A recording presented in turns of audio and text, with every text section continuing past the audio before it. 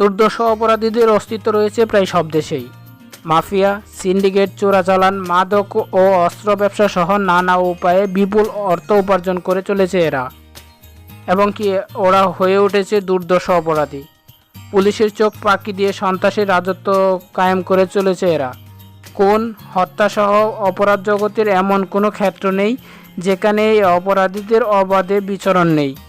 আসুন তবে অন্যজালের নতুন এপিসোডে জেনে নেই ইতিহাসের ভয়ঙ্কর এমন 5 জন অপরাধী সম্পর্কে।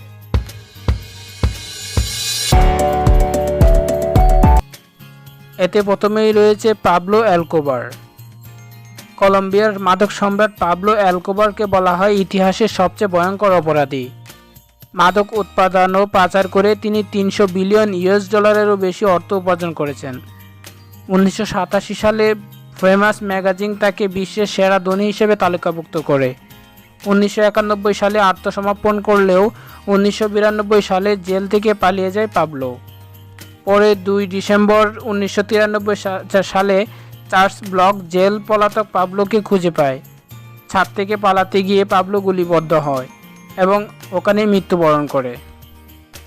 দ্বিতীয় নম্বরে রয়েছে আল কাপোনে।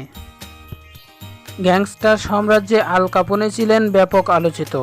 চোরাচালান, জুয়া, পতিতালয় চালানোর মতো অনেক অবৈধ ব্যবসা পরিচালনা করে রাতারাতি ধনুকদের বনে যান তিনি। 1920 সালে মার্কিন যুক্তরাষ্ট্রে শিকাগো আউটকিট নামে গ্যাং তৈরি করে তোলেন। সমাজসেবায় প্রচুর অর্থ সম্পদ খরচ করায় সাধারণ মানুষের চোখে তিনি ছিলেন রবিনহুডের মতো। 1947 সালে 25 জানুয়ারি হৃদরোগে আক্রান্ত হয়ে বাসাতেই মৃত্যুবরণ করেন তিনি। তৃতীয় নম্বরে রয়েছে দাউদ ইব্রাহিম। শীর্ষ ডনদের তালিকায় দাউদ ইব্রাহিমের অবস্থান উপরের দিকেই। অবৈধ নানা উপায়ে তিনি প্রচুর সম্পদ গড়ে তোলেন। মুম্বাই এইডি কোম্পানি নামক সংগঠিত অপরাধ চক্রেও সিন্ডিকেট প্রতিষ্ঠা করে তোলেন দাউদ ইব্রাহিম। ভারতের মুম্বাইয়ে 1993 সালে বোমা বিস্ফোরণের ঘটনাগুলোর পেছনে দাউদ ইব্রাহিমের সংশ্লিষ্টতা আছে বলে অভিযোগ রয়েছে। এরপর 1993 সাল থেকে পলাতক আছেন তিনি। চতুর্থ নম্বরে রয়েছে এল চাপো।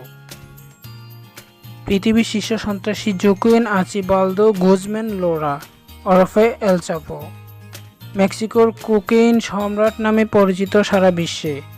শেষবারের যখন তিনি জেলখানা থেকে পালিয়ে বের হয়েছিলেন, এর পরপরই টুইটারে ডোনাল্ড ট্রাম্পকে নিয়ে একটি টুইট করে বিশ্ববাসীকে জানিয়ে দিয়েছিলেন তার ঘরে ফেরার কথা। তবে তার এই মুক্তি জীবনে শেষ হয় 2016 সালের 8 জানুয়ারি। নিজ প্রদেশে সিনালোয়ার লন্স ম্যাজিক শহর থেকে তাকে গ্রেপ্তার করে মেরিন সেনারা।